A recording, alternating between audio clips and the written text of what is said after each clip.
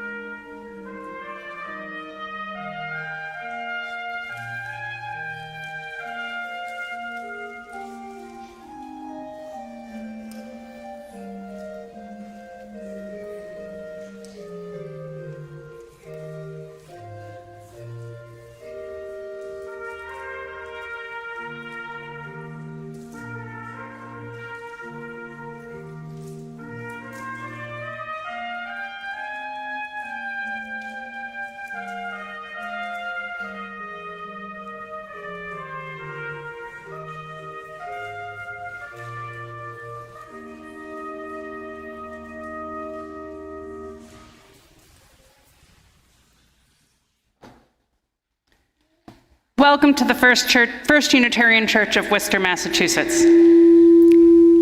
I'm Sarah Stewart, the minister here. It's wonderful to have all of you with us this morning.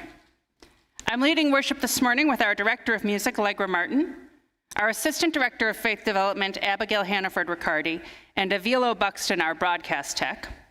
Caroline Melnick is sharing our children's story this morning. We are pleased to have many guest musicians with us this morning, John Clark on trumpet, and our own Ryuji Sato, soprano, Tim Antonelli on piano, and Elizabeth Ferzaka on violin. Thank you all for sharing your gifts of music with us. Here at First Unitarian Church, we strive in loving fellowship to honor the sacred, connect with each other, and serve justice. We are a welcoming congregation. Whatever your age, race, class, nationality, sexual orientation, or gender identity, we are delighted to have you with us this morning. For those of you who join us online, you can like this video to help others find us and subscribe to our channel to find more content. The newsletter is the best way to stay in touch with everything we do as a congregation. You can go to firstunitarian.com and click subscribe to our newsletter at the bottom of any page. Everyone is welcome to a social hour in the church parlor after the service. If you're a newcomer, I hope you'll stop by the welcome table in the church parlor. It's on this side. We have a gift bag for you with some information about the church and some goodies. And there are volunteers there who can answer any questions you may have, and you can also sign up for the newsletter there. There are announcements in your order of service. I want to highlight one of them for you. The church was awarded a grant from the Worcester Arts Council to host a series of free organ concerts, and the first one is this afternoon at 4. Gavin Klein, who is the organ scholar at Holy Cross and has played here, he is playing a wonderful repertoire, so please join us at 4 p.m. for that today. This is the day the Lord has made. Let us rejoice and be glad in it. On this Sunday before Memorial Day, we remember those who lost their lives to war. Lieutenant William Watson, killed in action in 1942 as a bomber pilot in the Battle of Midway.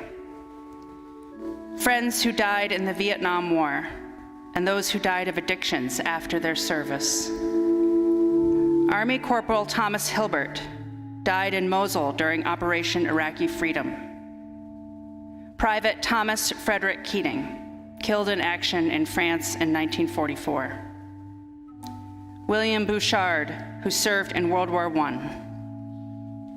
Those who died following Agent Orange exposure in Vietnam.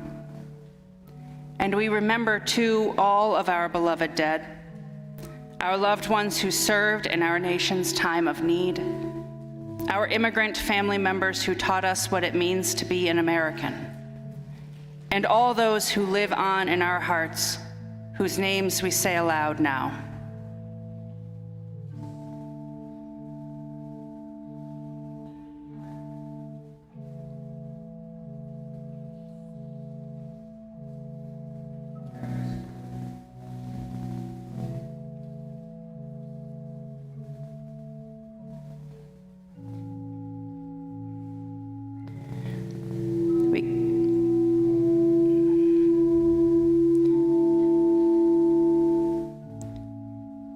We commend their memories and their spirits to God's love.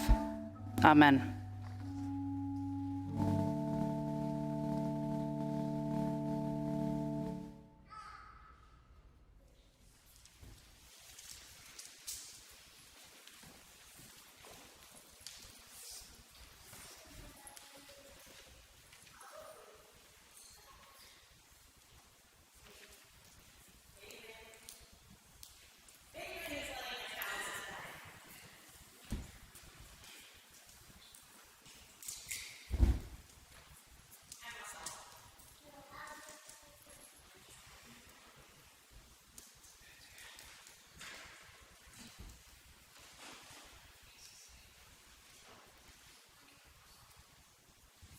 In the spirit of love, we light this chalice.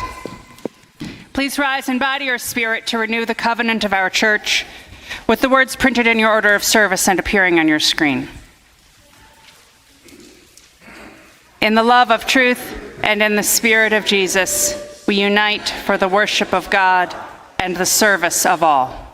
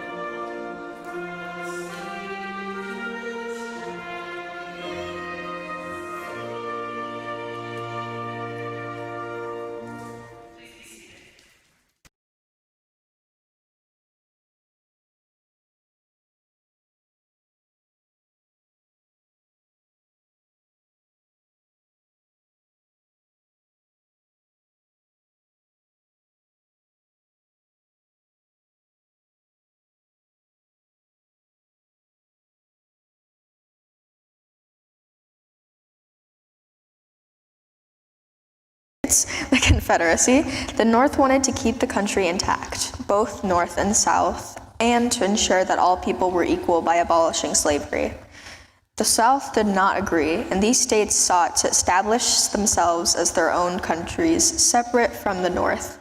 The Confederate States of America, they also sought to keep slavery. The war was fought for 4 years until 1965, when the Confederacy surrendered to the Union. The United States remained united, and slavery was abolished.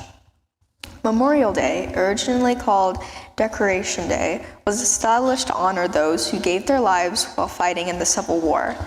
The holiday has since evolved to commemorate all American military personnel who have died in any and all wars. This is a story of what many consider the first day of Memorial Day.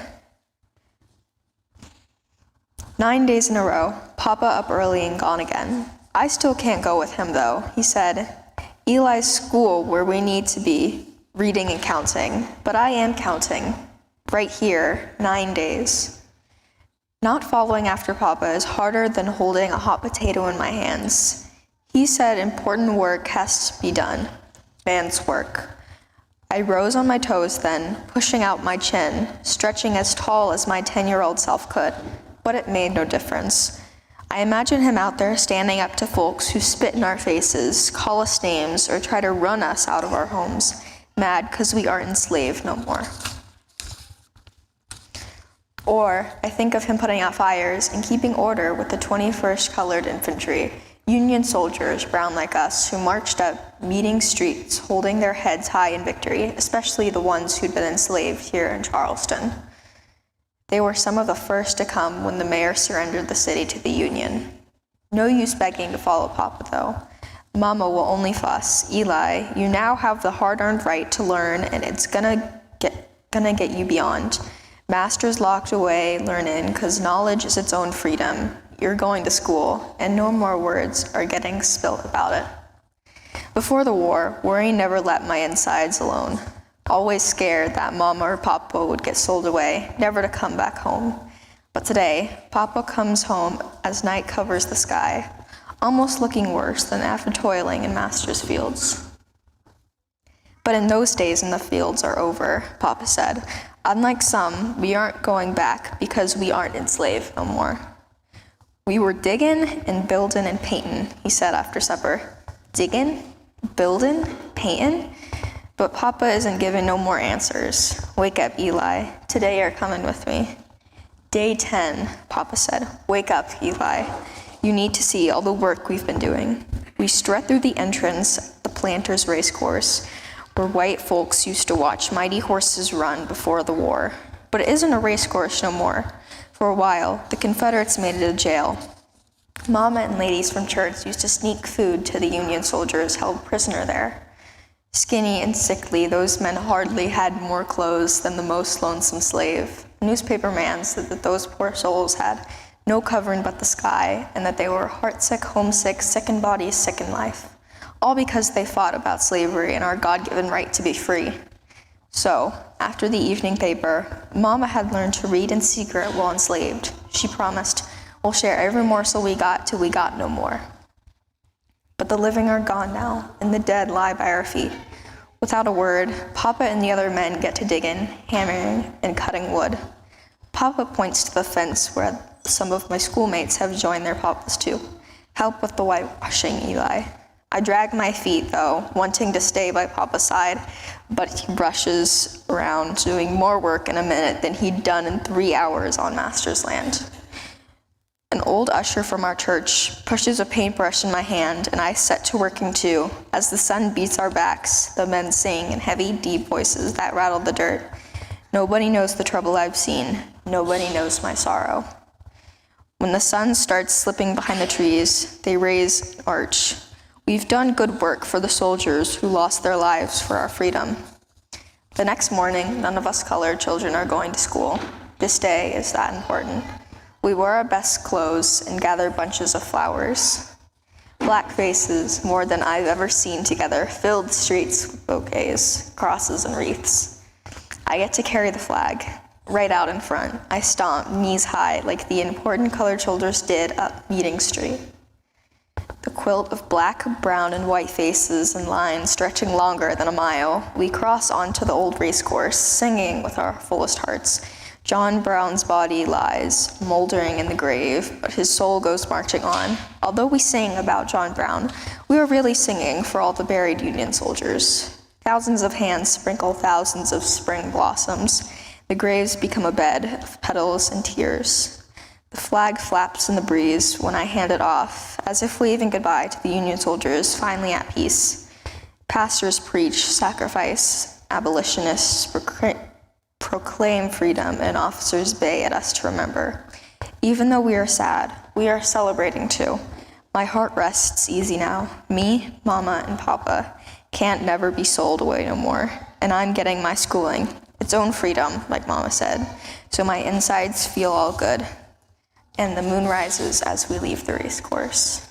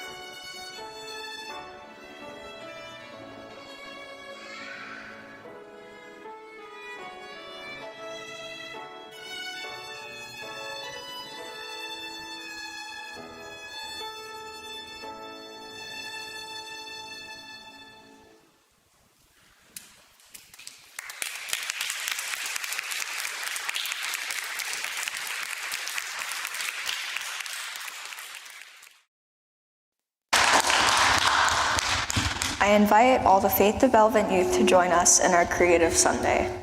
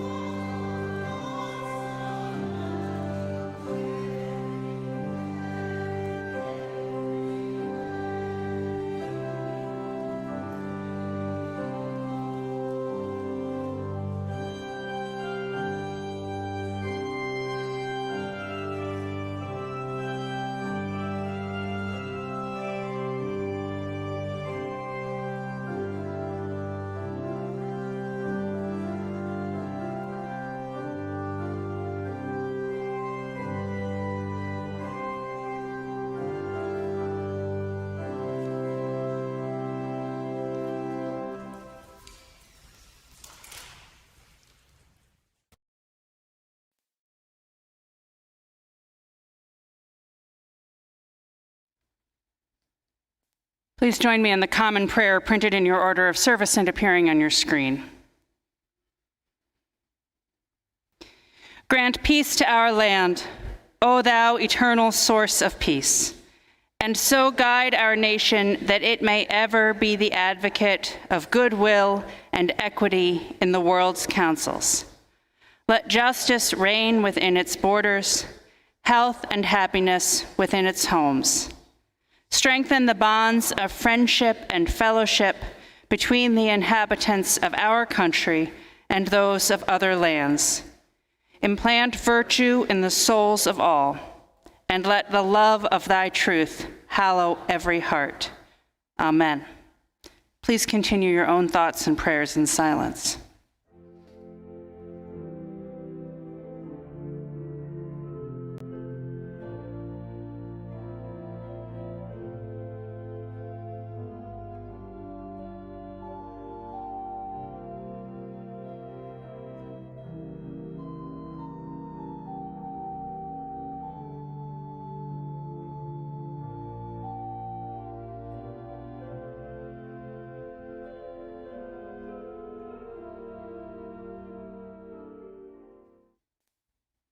In this time of prayer and meditation, we share the joys and sorrows of our church with one another.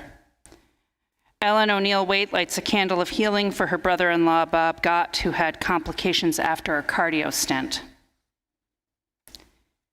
Jacob Melnick lights a candle in memory of his grandpa, Bob Melnick, who served in World War II.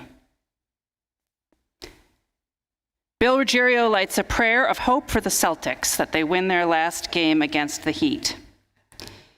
And Lee Reed and Steve Knox light a candle of joy for the birth of their grandson, Milo Reed Blanchard. We hold these prayers of joy and memory and healing in our hearts. We know there are those joys and sorrows which go unspoken among us, and so we reach out to one another in compassion as we say together the prayer of Jesus. Our Father, who art in heaven, hallowed be thy name. Thy kingdom come, thy will be done on earth as it is in heaven. Give us this day our daily bread, and forgive us our trespasses as we forgive those who trespass against us. Lead us not into temptation, but deliver us from evil. For thine is the kingdom and the power and the glory, forever and ever. Amen. Our ministries at First Unitarian Church thrive because of your support. In the past week, our women's group, the UU Sisterhood, is gathering this weekend for their annual retreat.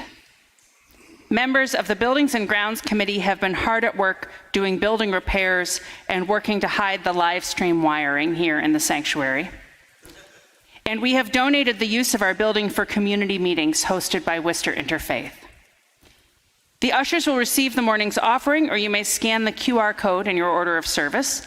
If you're online, you can text the number on your screen or go to firstunitarian.com and click Give Online at the top of any page. I invite your generous contributions for the good work of First Unitarian Church.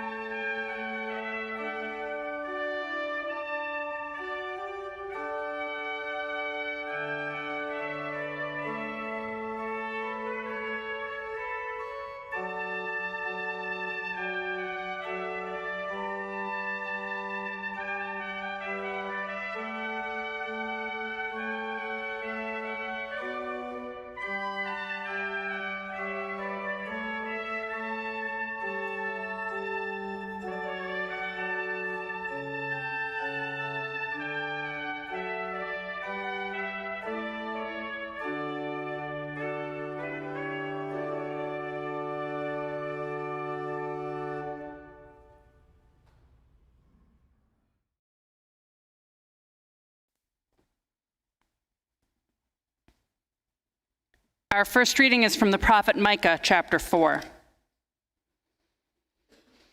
In days to come, the mountain of the Lord's house shall be established as the highest of the mountains, and shall be raised up above the hills.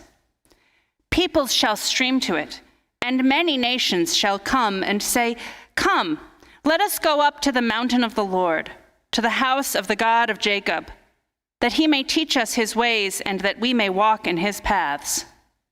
For out of Zion shall go forth instruction, and the word of the Lord from Jerusalem.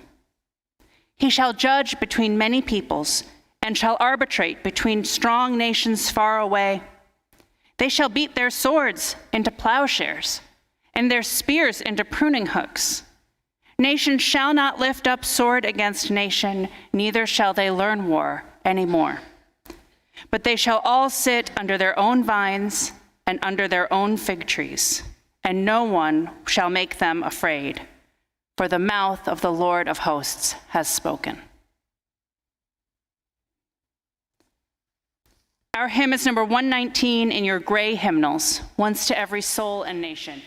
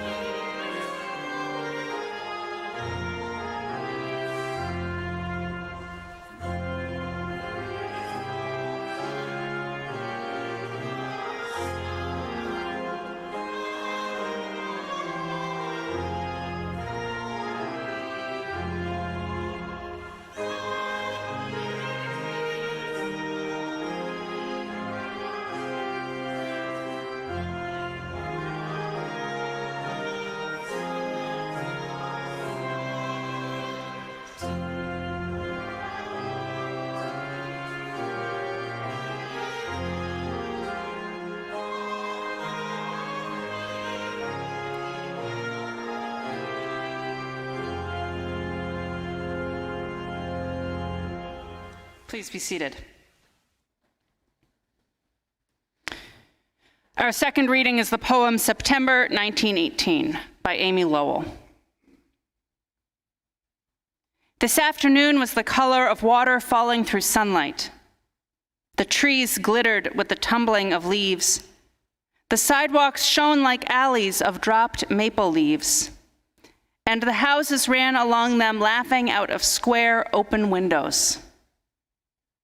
Under a tree in the park, two little boys, lying flat on their faces, were carefully gathering red berries to put in a pasteboard box.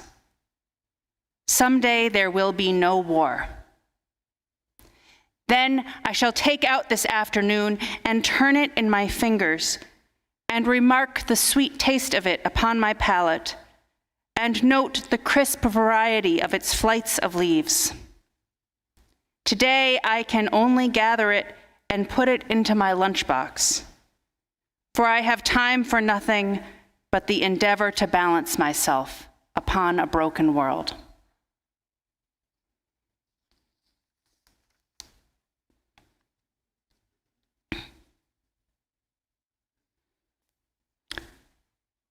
Tomorrow, along with thousands of people all across America, I'll engage in my own chosen Memorial Day practice, which is to do the Murph workout. You run a mile, you do 100 pull-ups, or not pull-ups in my case, something equivalent to them, 200 push-ups, 300 squats, and then you run another mile. And you can do those movements in whatever order you want. Truly serious people put on a weight vest while they do this workout. And the reason that this is a Memorial Day workout and the reason that it is called Murph is because it's done in memory of Lieutenant Michael Murphy. Murphy was a lieutenant in the US Navy, and he liked to do this workout as a way of staying fit. He served in Afghanistan, and in 2005, he and his team were doing surveillance in the mountains when the Telemann attacked. He put himself in harm's way to radio for air support. His heroism is undeniable. Here's a man under fire, climbing out of the slim shelter of the rocks that they had in order to get a clear signal for his radio, in order to get that air support that his team needed. The story of Lieutenant Murphy's last battle reminds us of his bravery and his love for his fellow soldiers. It is right on this Memorial Day to remember him and every combatant who lost their life to war, for the things that made them brave and good. But on Memorial Day, it is also appropriate to remember the horrors of war and to pray for a world that will see war no more. To remember that particular war in Afghanistan, where Lieutenant Murphy lost his life, an unprovoked and ultimately useless war. To remember the end of his story, which is that almost everybody involved in that action lost their life. The soldiers in the helicopter who came to their rescue, and all but one of Lieutenant Murphy's own group. The lives of American soldiers, as well as the uncounted lives of Afghans, remind us that while we celebrate heroism, we do not celebrate war. Heroism often represents a very high cost. To understand our history and to learn from it, we must remember all parts of it, the good and the bad. We must tell the whole story, why we fought our wars, what they were for, what our heroes did, what was good, where we could have done better. We must take their example, both good and bad, so that we may live lives grounded in our values, so that we may be honestly remembered for our virtues when we're gone, and so that we can see that every step taken toward a better world and a more peaceful world is worth it, even if not every step is perfect. I want to go back now from our modern wars to the war that defined modern America, the Civil War. You may have heard of an abolitionist and Unitarian hero active before the Civil War named Theodore Parker. Theodore Parker preached to a large congregation in Boston, the 28th Congregational Society. He wrote the phrase, "The arc of the moral universe is long, but it bends toward justice," which was then repeated by the Reverend Dr. Martin Luther King, and even enshrined in a rug that President Obama had commissioned for the Oval Office with quotes from prominent Americans. Theodore Parker spoke to thousands of people advocating for the abolitionist cause. He helped to keep the moral problem of slavery before America, before his listeners, and before all the people who read his sermons and speeches. Unfortunately, Theodore Parker was pretty racist as a person. He believed that slavery was bad for America, but he believed that white people were better than people of other races. He rank-ordered ethnicities in America. He put fair-haired, fair-complected Europeans at the top, with Asians next, and then American Indians, and then Africans. He wished that enslaved black people in America would rise up on their own to fight off slavery, and thought that it showed a poor character, that they did not. He wished that the result of ending slavery could be that at that time, the 4.5 million people of African descent who were living in the United States could go back to Africa, but he admitted that there were too many of them to make that work, and so America would have to muddle through. It's hard to read this writing. It drips with racism and paternalism. He advocated a forceful end to slavery. He's lifted up as a Unitarian hero. He believed that a government which supported slavery was despotic, but he didn't believe in the equality of the races. So we see the good in him, and we see the ways in which he fell short of our values. It's important to tell the truth about our heroes. It helps us understand where we wish to follow their example and where they fell short. It helps us understand that even our heroes aren't perfect, and that our own efforts to be good and to do good according to our values make a difference. Honesty also helps us look for better heroes. So I want to introduce you to a man who was less famous than Theodore Parker, but much more dedicated to racial equality, and I would offer him up as a better Unitarian hero for us, Thomas Wentworth Higginson. Now, I don't say this just because Higginson was active in Worcester and Parker was active in Boston. Higginson became a Unitarian minister in 1844. He served the Unitarian Church in Newburyport, but was forced to resign because he was active as an abolitionist and in the Free Soil movement to keep new states that were admitted to the Union free, and his congregation didn't support that work.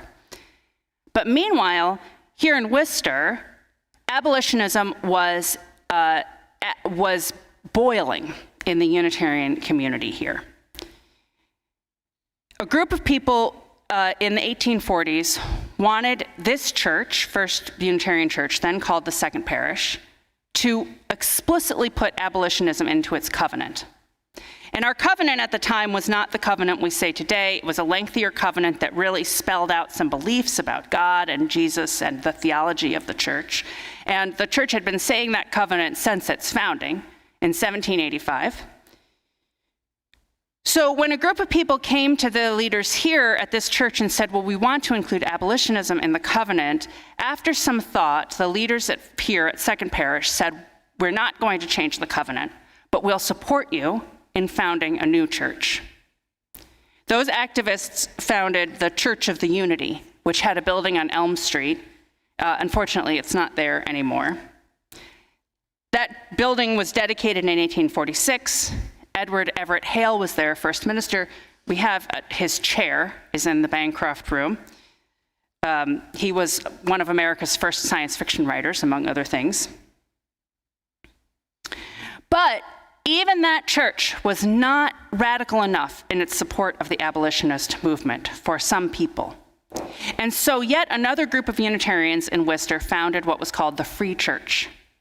They very specifically modeled this church on Theodore Parker's church in Boston, and they wanted a minister who was just as fiery in his support for abolitionism as Theodore Parker was.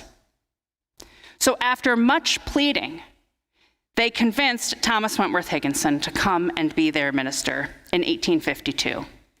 And this church, the Free Church here in Worcester, was fully prepared to support his radical activism.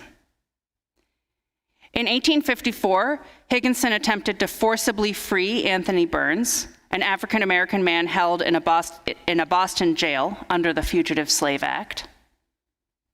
In 1856, Higginson went and fundraised for the raid on Harper's Ferry. When war broke out, Higginson left the Free Church to serve in the Civil War, and unfortunately, that church did not survive the loss of their charismatic and fiery preacher. They never did have a building, and we're not even sure exactly who the members were of that church.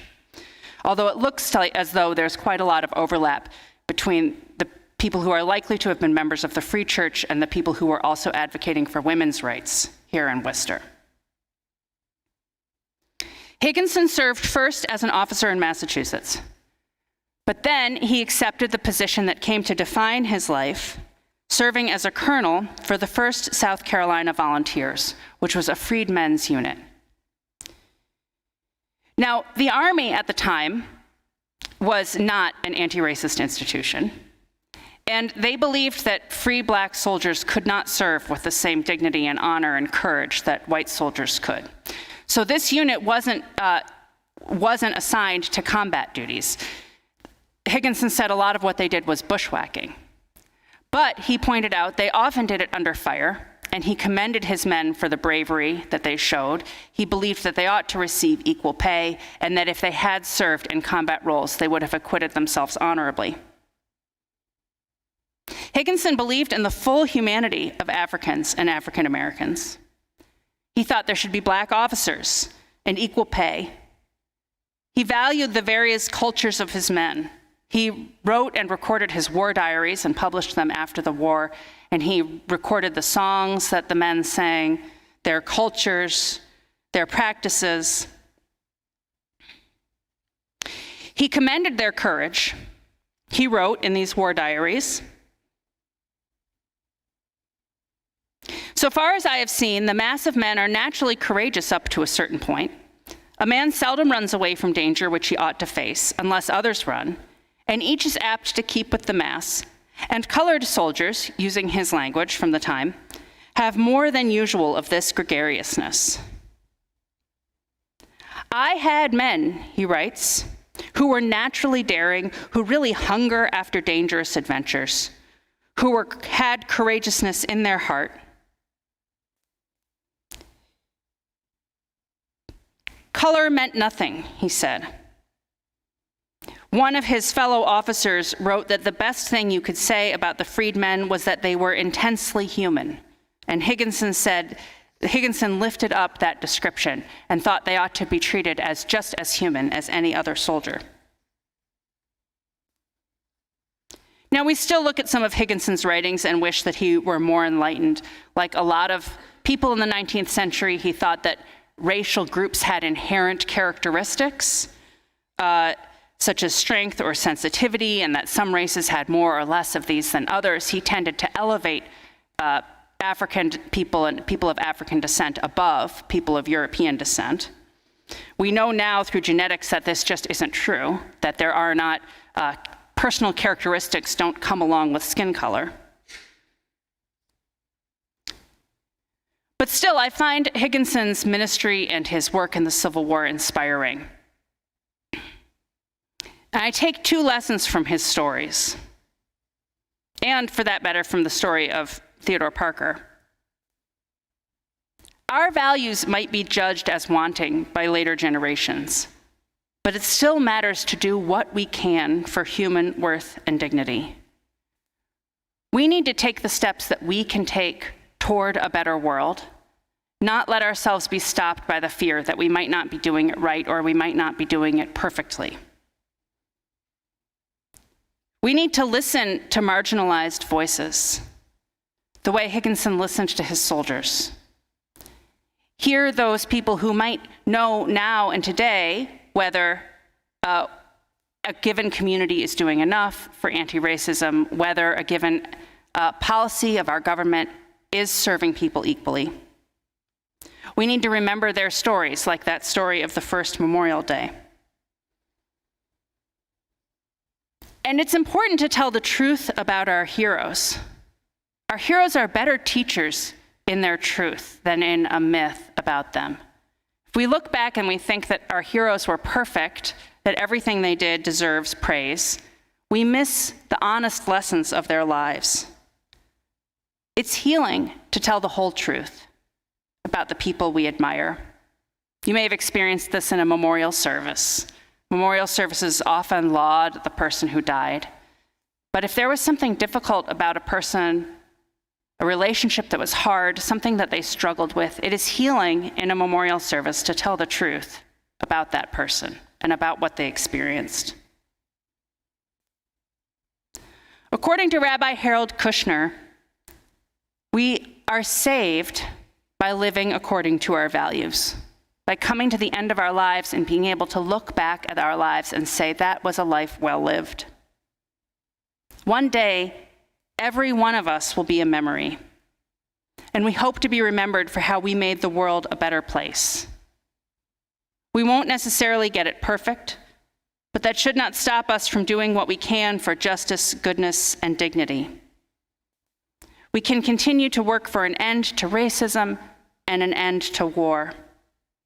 A world of peace and freedom is the best way to honor the memories of our fallen heroes. I love you all. Amen.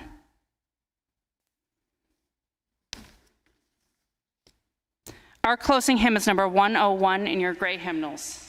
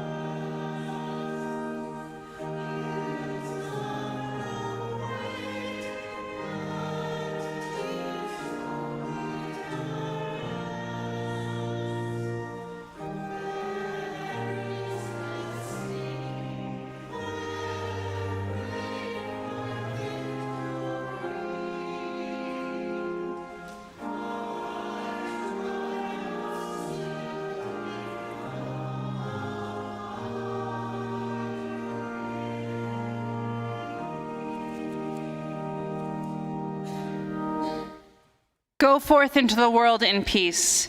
Be of good courage. Hold fast that which is good. Render to no one evil for evil. Strengthen the faint-hearted. Support the weak. Help the afflicted. Honor everyone. Love and serve the holy, rejoicing in the power of the Spirit forever. Amen. Please remain standing for taps.